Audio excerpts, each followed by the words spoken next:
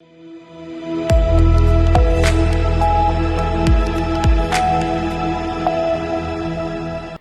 मैं रत्ना और आप देख रहे हैं सी न्यूज़ भारत। रुक करते उत्तर प्रदेश बुलेटिन की ओर। बात होगी औरैया की, जहां समाजवादी पार्टी कार्यालय में महिला सम्मान के मुद्दे को लेकर सपा नेताओं की बैठक आयोजित की गई। साथ ही बात होगी आजमगढ़ की, जहां 70 वर्षीय वृद्ध की संदिग्ध परिस्थितियों में गला रेत कर हत्या कर दी गई है। तमाम खबरों पर विस्तार से चर्चा करेंगे। औरैया के ककोर स्थित समाजवादी पार्टी कार्यालय में महिला सम्मान के मुद्दे को लेकर सपा नेताओं की बैठक आयोजित की गई, जिसमें पार्टी नेताओं ने सोशल मीडिया पर की गई कथित अपमानजनक टिप्पणी पर गहरी नाराजगी जताई। सपा जिला अध्यक्ष सर्वेश बाबू गौतम ने पार्टी के राष्ट्रीय अध्यक्ष की बेटी के खिलाफ की गई पोस्ट की कड़ी निंदा करते हुए इसे महिला सम्मान और लोकतांत्रिक मर्यादाओं पर हमला बताया। बैठक में मौजूद नेताओं ने आरोप लगाया कि राजनीतिक द्वेष के चलते परिवारों को निशाना बनाया जा रहा है और भाजपा सरकार दोषियों के खिलाफ कार्रवाई करने में विफल रही है। नेताओं ने संबंधित लोगों की पहचान कर उनके खिलाफ तत्काल कानूनी कार्रवाई की मांग की। इस दौरान पूर्व विधायक प्रमोद गुप्ता, लालाजी शुक्ला सहित कई सपा नेता और कार्यकर्ता मौजूद रहे। सांसद जी, समाजवादी पार्टी के राष्ट्रीय अध्यक्ष अखिलेश यादव जी के बेटी के बारे में जो टिप्पणी चल रही है, आप लोगों का उस पर क्या कहना है?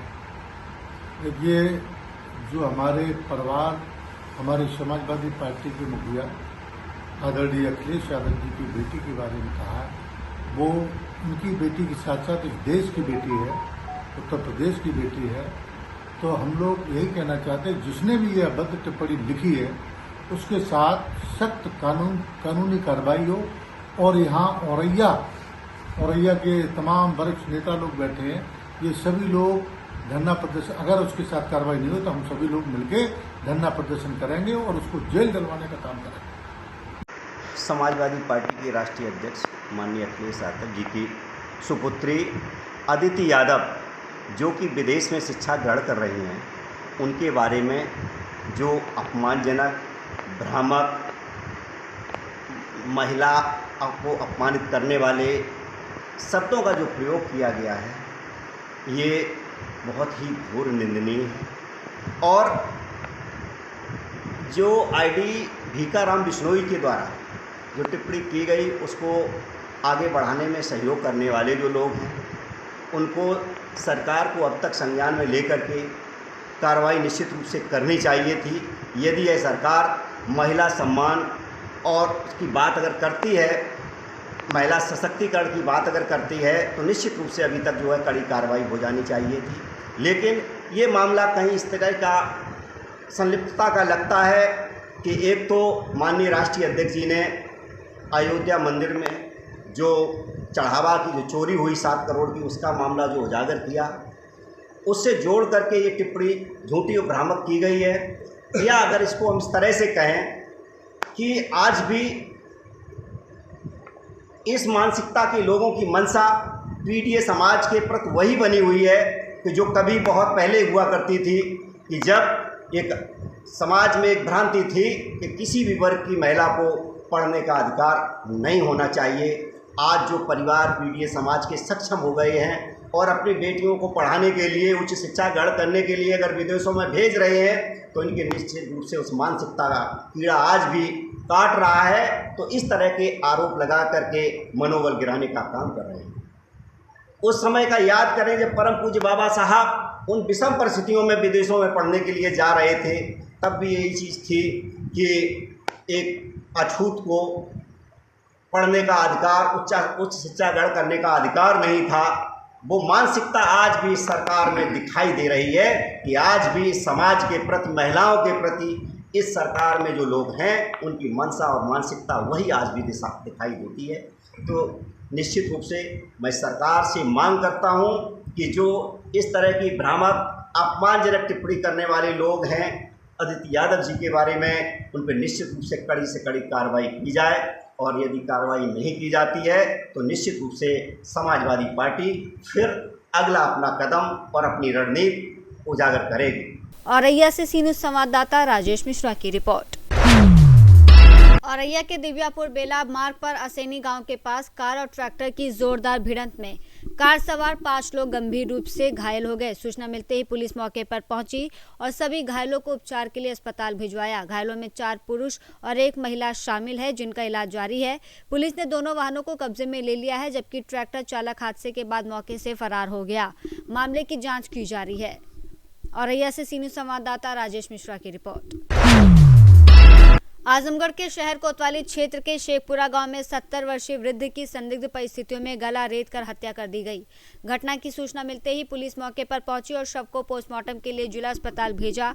मामले की गंभीरता को देखते हुए पुलिस अधीक्षक डॉक्टर अनिल कुमार खुद घटनास्थल पर पहुंचे और परिजनों से जानकारी ली। हत्या के खुलासे के लिए 4 अलग अलग पुलिस टीमों का गठन किया गया। मामले का खुलासा बाद में प्रेस कॉन्फ्रेंस के माध्यम से क्षेत्राधिकारी नगर शुभम तोदी ने किया। थाना कोतवाली अंतर्गत आज सुबह एक सूचना प्राप्त हुई कि बलरामपुर चौकी के गांव शेखपुरा में एक व्यक्ति की हत्या कर दी गई। इस सूचना पर तत्काल पुलिस टीम द्वारा मौके पर आकर घटनास्थल का निरीक्षण किया गया। साथ ही सभी वरिष्ठ अधिकारियों द्वारा घटनास्थल का निरीक्षण किया गया। मौके पर forensic unit, dog squad, field unit व सभी संबंधित टीमें मौके पर पहुँची। शव को कब्जे में लेकर के पोस्टमार्टम के लिए मर्चरी भेज दिया गया। पीड़ित पक्ष की तरफ से तहरीर लेकर के मुकदमा थाना कोतवाली में पंजीकृत किया जा रहा है। घटना के सफल अनावरण के लिए श्रीमान वरिष्ठ पुलिस अधीक्षक महोदय जनपद आजमगढ़ के द्वारा 4 टीमों का गठन किया गया है। विधिक कार्रवाई थाना कोतवाली से प्रस्तुत। आजमगढ़ से सी न्यूज़ संवाददाता सीबी भास्कर की रिपोर्ट। बदायूं के बिसौली थाना क्षेत्र की खाटू श्याम कॉलोनी में हुई चोरी की बड़ी घटना का पुलिस ने वरिष्ठ पुलिस अधीक्षक अंकिता शर्मा के निर्देश पर गठित 4 टीमों की मदद से मात्र 36 घंटे के भीतर सफल अनावरण कर दिया है। मामले के अनुसार 9 जून को खाटू श्याम कॉलोनी निवासी विपिन शर्मा जब पत्नी के साथ वजीरगंज गए थे, तब अज्ञात चोर ने उनके सूने घर का ताला और अलमारी का लॉकर तोड़कर नकदी और जेवर पार कर दिए थे। पुलिस ने त्वरित कार्रवाई करते हुए ग्राम खजूरिया के पास से आरोपी रवि कुमार सिंह उर्फ सिट्टू को गिरफ्तार कर लिया, जिसने अपना जुर्म कबूल करते हुए बताया कि वो चोरी की रकम में से 20,000 रुपए खर्च कर चुका है और कुछ पैसे बैंक खाते में जमा कर दिए हैं। पुलिस ने आरोपी के कब्जे से चोरी के 1,90,400 रुपए नगद, 1 जोड़ी कड़े, 1 जोड़ी पायल, 3 सफेद धातु के सिक्के 100% बरामद कर सलाखों के पीछे भेज दिया है। परसों दिनांक 9 जून को थाना बिसौली के अंतर्गत खाटू श्याम कॉलोनी में एक घर में चोरी की घटना कारित हुई थी। पुलिस द्वारा तत्काल मौके पर पहुंच करके अभियोग पंजीकृत किया गया और आदरणीय एसएसपी महोदय के निर्देशानुसार इसमें 4 टीमों का गठन किया गया था, जिसके क्रम में आज दिनांक 11 जून को अभियुक्त रवि कुमार सिंह को गिरफ्तार किया गया। इनके पास से चोरी किए हुए 1,90,400 रुपये नगद बरामद हुए। साथ ही 1 जोड़ी चांदी की पायल, 1 जोड़ी चांदी के कड़े और 3 चांदी के सिक्के बरामद हुए हैं। इसके द्वारा 20,000 रुपये अपने दोस्तों के साथ और 20,000 रुपये अपने अकाउंट में डालना अभी तक ज्ञात हुआ है। अन्य विवेचनात्मक कार्रवाई प्रचलित है। बिसौली बदायूं से सीधी संवाददाता प्रताप सिंह की रिपोर्ट। एटा के मिरहची थाना क्षेत्र के आसेपुर के पास ट्रैक्टर, ट्रॉली और कार की भीषण टक्कर में क्राइम ब्रांच में तैनात इंस्पेक्टर नवीन कुमार यादव की दर्दनाक मौत हो गई। बताया जा रहा है कि उनकी कार पीछे से ट्रैक्टर ट्रॉली में जा घुसी, जिससे यह हादसा हुआ। घटना थाना मिरहची से लगभग 500 मीटर की दूरी पर हुई। सूचना मिलते ही पुलिस मौके पर पहुंची और शव को कब्जे में लेकर पोस्टमार्टम के लिए भेज दिया। एडिशनल एसपी श्वेताब पांडे और सीओ सदस्य संकल्पदीप कुशवाहा ने घटनास्थल का निरीक्षण किया। इंस्पेक्टर नवीन कुमार यादव मुरादाबाद से ट्रेनिंग पूरी कर एटा लौट रहे थे और हादसे के बाद पुलिस महकमे में शोक की लहर है। एटा से सी न्यूज़ संवाददाता लखन यादव की रिपोर्ट। गाजियाबाद के लोनी थाना क्षेत्र में पुरानी रंजिश के चलते एक 21 वर्षीय युवक तस्लीम की चाकू से गोदकर बेरहमी से हत्या कर दी गई, जिससे इलाके में सनसनी फैल गई है। आशियाना सिटी निवासी और पेशे से सैन्य कर्मी तस्लीम को बुधवार रात करीब 9:30 पर कुछ युवक घर से बुलाकर मलिक सिटी स्थित एक मजार के पास ले गए, जहां मारपीट के बाद उस पर चाकू से ताबड़तोड़ कई वार किए गए। परिजनों को तस्लीम गंभीर हालत में मिला, जिसके शरीर पर चाकू के 7 से अधिक घाव थे और अस्पताल ले जाने पर डॉक्टरों ने उसे मृत घोषित कर दिया। मृतक के पिता असगर की शिकायत पर पुलिस ने 4 नामजद आरोपियों के खिलाफ हत्या का मामला दर्ज कर लिया है और एसीपी लोनी के अनुसार शव को पोस्टमार्टम के लिए भेजकर फरार आरोपियों की गिरफ्तारी के लिए दबिश दी जा रही है। असगर क्या हुआ था? हुआ क्या, बस यहाँ से घर से बुला के ले गए उसे। किस समय की बात थी? ये तकरीबन 8:15 के रात को। अच्छा, फिर बजी में इसे छोड़ के चला गया था वो, फिर मैं चला गया था बहन के यहाँ। अच्छा, तो मुझे तकरीबन 9 बजे करीब पता लगा फिर कि ऐसे ऐसे इसके साथ वारदात होगी। क्या किस चीज़ से हत्या की थी उसकी? छुरी से। छुरी मार कर। पुलिस को आपने शिकायत दी है? जी। क्या कहना है पुलिस का? पुलिस का कहना है कार्रवाई कर रहे हैं। अच्छा, कौन लोग थे हत्या करने वाले? हत्या करने में 4 लड़के थे। अच्छा, कौन कौन लोग थे? एक तो था फैसल, एक शेरदीन, एक आमिर और जी एक अयान। अच्छा, हत्या का कारण क्या रहा? जी हत्या का तो पहले मर्डर हुआ था, उसमें हमारे बेटे का नाम आ गया था। अच्छा, जमानत पर कब आए थे आपके बेटे? जमानत 4-5 महीने की। 4-5 महीने से। क्या बीच में भी कोई विवाद हुआ था कुछ? नहीं, पहले हुआ था विवाद, एक लड़के ने फैसल ने जो है धमकी दी थी मारने की, उसने जो है उसकी FIR दे दी थी। शिकायत दी थी लिख के? कितने दिन पहले धमकी दी थी फैजल ने? ऐसी है महीने 20 दिन के बाद। अच्छा, 1 महीने पहले। तो पुलिस ने उस धमकी पर कोई कार्रवाई की? वो जब बुला के धमका दिया था। कोई कार्रवाई नहीं की, कठोर जो होनी चाहिए थी। तो कहीं ना कहीं पुलिस की लापरवाही मानते हैं आप इसमें? हाँ जी, बिल्कुल मालूम। कल दिनांक 10 से 26 को एक वादी द्वारा थाना लोनी पर सूचना दी गई कि उनके पुत्र तस्लीम उम्र करीब 22 वर्ष निवासी आशियाना सिटी चौकी अशोक विहार थाना लोनी को कुछ लोगों ने चाकू मार दिया है, जिसे उपचार हेतु अस्पताल ले जाने पर डॉक्टरों द्वारा मृत घोषित कर दिया गया है। इस सूचना पर तत्काल थाना लोनी पुलिस द्वारा मौके पर पहुंचकर तथा एक टीम को अस्पताल भेजकर 100 को पंचायतनामा की कार्रवाई करते हुए पोस्टमार्टम हेतु मोर्चरी भेजा गया। तहरीर प्राप्त होने के उपरांत अभियुक्तों के विरुद्ध सुसंगत धाराओं में अभियोग पंजीकृत किया गया। टीमों का गठन करके अन्य अभियुक्तों की गिरफ्तारी हेतु लगातार सार्थक प्रयास किए जा रहे हैं। मौके पर शांति व्यवस्था पूर्णतः कायम है। अग्रिम विधिक कार्रवाई की जा रही है। गाजियाबाद से सीनू संवाददाता राजेंद्र चौधरी की रिपोर्ट। एक तरफ उत्तर प्रदेश सरकार प्रदेश भर में खाद्य सुरक्षा को लेकर लगातार कड़े अभियान चला रही है, वहीं दूसरी तरफ विष्णुगढ़ थाना क्षेत्र के महमूदपुर खास में कई स्थानों पर दूध और घी का अवैध मिलावटी कारोबार बेखौफ चल रहा है। यहां पर कन्नौज जनपद से सटे जनपद मैनपुरी बॉर्डर से और छिबरामऊ तहसील क्षेत्र के कई ग्रामों से कुछ दूध विक्रेता और क्रीम निकालने वाले मिलकर एक खतरनाक जाल बिछाए हुए हैं। ये लोग घरों से इकट्ठा किए गए शुद्ध दूध से क्रीम निकालकर उसे देसी घी में बदलते हैं और इस प्रक्रिया में घातक रसायनों का इस्तेमाल कर रहे हैं। इतना ही नहीं, क्रीम निकालने के बाद बचे हुए पतले दूध में भी केमिकल मिलाकर उसे आमजन तक पहुंचाया जा रहा है। ग्रामीणों का कहना है कि मुनाफे के लिए जहर बेचने वाले इन लोगों के कई ठिकाने हैं जहां बिना किसी डर के ये खेल चल रहा है। अब क्षेत्र की जनता ने प्रशासन से मांग की है कि महमूदपुर के इन सभी संदिग्ध केंद्रों पर छापेमारी की जाए और इन मिलावटखोरों पर सख्त से सख्त कार्रवाई की जाए ताकि जनता और लोगों के साथ खिलवाड़ ना किया जा सके। क्या नाम भैया आपका? कहाँ रहेंगे? हम खास। ये कब से कर रहे थे? हम तो 2 दिन तक करना है। आप 2 दिन से करने आ रहे हैं? अच्छा, ये क्या निकाल के आ रहे हैं आप? ये दूध की क्रीम निकाल लेना। फिर उसके बाद ये दूध कहाँ जाता है? फिर ये दूध बेचते जाके हैं भाई? दूध बेचा नहीं जाता? फिर क्या होता दूध का?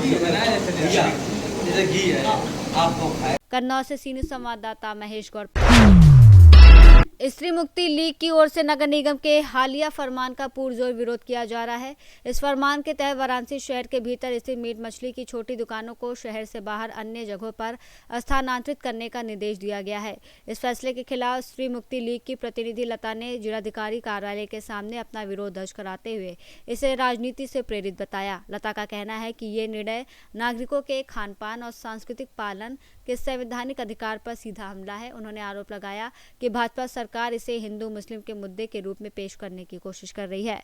लता ने सरकार पर ध्यान भटकाने का आरोप लगाते हुए कहा कि देश में बढ़ती महंगाई और गैस के बढ़ते दाम और युवाओं के लिए रोजगार की कमी जैसे मुख्य मुद्दों से जनता का ध्यान हटाने के लिए ऐसे कदम उठाए जा रहे हैं।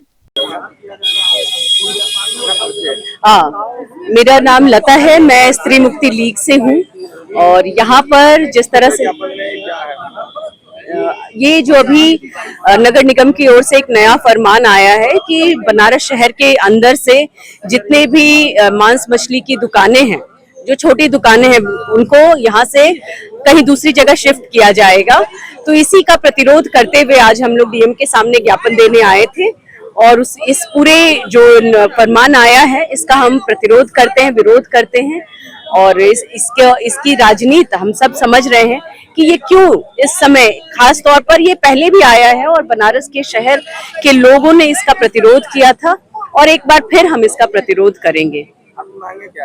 हमारी मांग यही है कि ये जो नया फरमान आया है जिसके तहत कहा जा रहा है कि जो छोटे मीट मछली की दुकानें हैं इनको बंद कर दिया जाएगा, शहर के भीतर नहीं होगा। और इसकी वजह अलग अलग बताई जा रही है। कोई बोल रहा है कि चूंकि ये धार्मिक शहर है तो इससे धर्म की आस्था को ठेस पहुंचने वाली, इस तरह की जो लॉजिक ये पहले से देते आए हैं, इस तरह की जब भी कोई कानून ये पास करते हैं उनके पास बेबुनियाद किस्म के लॉजिक होते हैं, उसका कोई आधार नहीं होता है।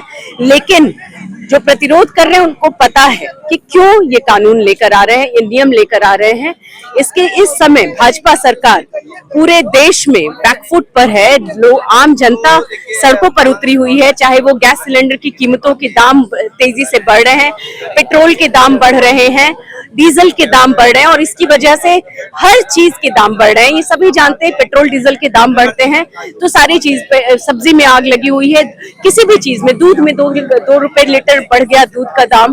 तो ये महंगाई से त्रस्त जनता और नौजवानों के पास रोजगार नहीं है। इसी शहर में आप जाकर आम लोगों से पूछिए, MA BA किए हुए लोगों को 4000 तक की नौकरी नहीं मिल रही है। तो लोगों के अंदर जो गुस्सा उबल रहा है, जान रही है सरकार, तो इस गुस्से को किसी दूसरे तरफ मोड़ने के लिए, उनका ध्यान भटकाने के लिए अपने आकाओं से, अंग्रेज आकाओं से सीखते हुए ये सरकार, ये सांप्रदायिकता की राजनीति करने वाली भाजपा सरकार एक बार फिर फूट डालो और राज करो की नीति को लागू करते हुए यहाँ पर ये इस तरह से प्रस्तुत कर रही है कि ये मांस मछली खाने से ही अपवित्र हो रहा है। ये पहली बार, ये शहर आज कोई 10 साल का जन्म लिया हुआ नहीं है।